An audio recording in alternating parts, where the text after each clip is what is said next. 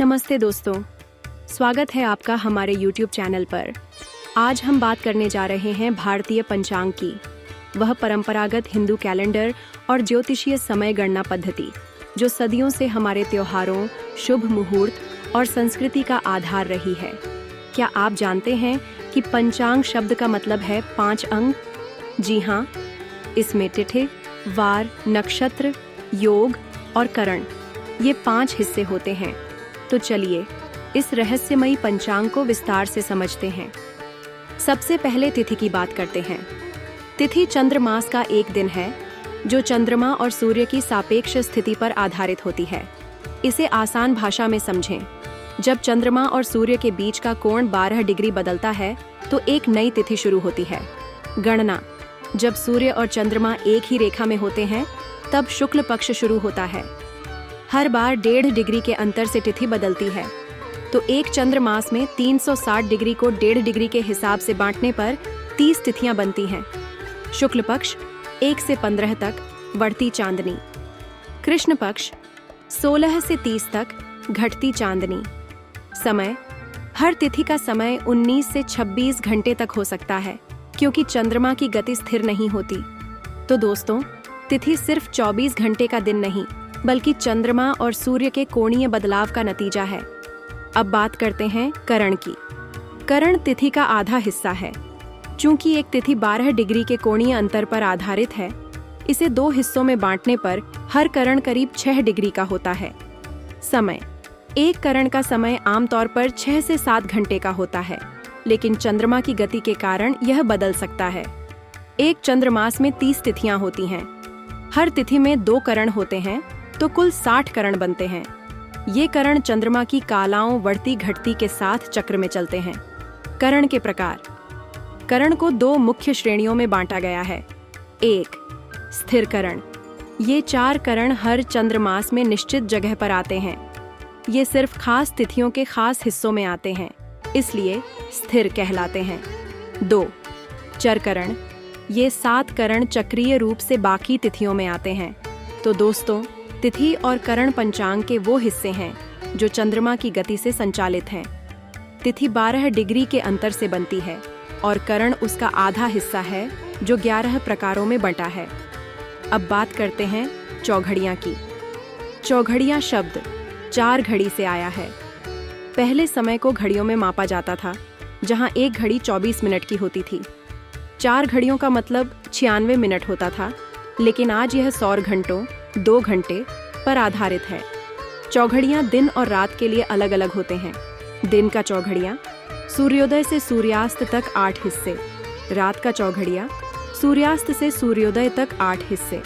इन चौघड़ियाओं को 7 प्रकारों में बांटा गया है, जो ग्रहों के प्रभाव और समय की गुणवत्ता पर आधारित हैं। ये क्रम चक्रीय रूप से चलता है। दोस्तों, अब हम भारतीय पंचांग के एक खास हिस्से वार यानी सप्ताह के दिनों के बारे में जानेंगे। क्या आपने कभी सोचा कि रविवार से शनिवार तक के नाम कैसे पड़े? यह सब प्राचीन भारतीय ज्योतिष और खगोल शास्त्र से जुड़ा है। पंचांग में वार का मतलब है सप्ताह के 7 दिन: रविवार, सोमवार, मंगलवार, बुधवार, गुरुवार, शुक्रवार और शनिवार। इन नामों की उत्पत्ति प्राचीन भारतीय ज्योतिष शास्त्र से हुई है, जो ग्रहों की गति और उनके प्रभाव से जुड़ी है। ग्रहों का प्रभाव: हिंदू ज्योतिष में सप्ताह के 7 दिन 9 ग्रहों, नवग्रह में से 7 ग्रहों के आधार पर नामित किए गए हैं: सूर्य, चंद्र, मंगल, बुध, गुरु, बृहस्पति, शुक्र और शनि। अब सवाल यह है कि इन दिनों का क्रम कैसे तय हुआ? यह सीधे ग्रहों की गति पर आधारित नहीं है, बल्कि एक प्राचीन समय गणना पद्धति होरा पर निर्भर करता है। होरा क्या है? एक दिन में 24 घंटे होते हैं और प्राचीन भारत में हर घंटे को होरा कहते थे। हर होरा का एक ग्रह स्वामी होता है। क्रम: होरा का क्रम निश्चित है: शनि, गुरु, मंगल, सूर्य, शुक्र, बुध, चंद्र। यह क्रम चक्रीय रूप से चलता है। गति का आधार: यह क्रम ग्रहों की पृथ्वी से दिखने वाली गति की गति पर आधारित है। शनि सबसे धीमा और चंद्र सबसे तेज माना जाता है। शनि, गुरु, मंगल, सूर्य, शुक्र, बुध, चंद्र। लेकिन यह गणितीय चक्र से संतुलित होता है। दिन का नाम उसकी पहली होरा के ग्रह से पड़ता है। 24 घंटे के बाद अगले दिन की पहली होरा अगले ग्रह से शुरू होती है। चलिए उदाहरण से समझते हैं। शनिवार पहली होरा, शनि दूसरी होरा, गुरु तीसरी होरा, मंगल आगे चलता है, सूर्य शुक्र बुध चंद्र और 8वीं होरा, फिर शनि। 24 घंटे बाद 25वीं होरा अगले दिन की पहली होरा सूर्य की होती है। तो अगला दिन रविवार पहली होरा सूर्य दूसरी होरा, शुक्र तीसरी होरा, बुध 24 घंटे बाद 25वीं होरा चंद्र की होती है। तो अगला दिन सोमवार। इस तरह क्रम चलता रहता है, बुधवार गुरुवार शुक्रवार और फिर शनिवार। यह क्रम गणितीय चक्र पर आधारित है। 24 घंटे को 7 ग्रहों से भाग करने पर 3 शेष रहता है। 24/7 बराबर 3 शेष, यानी हर 24 घंटे बाद क्रम 3 ग्रह आगे सरकता है।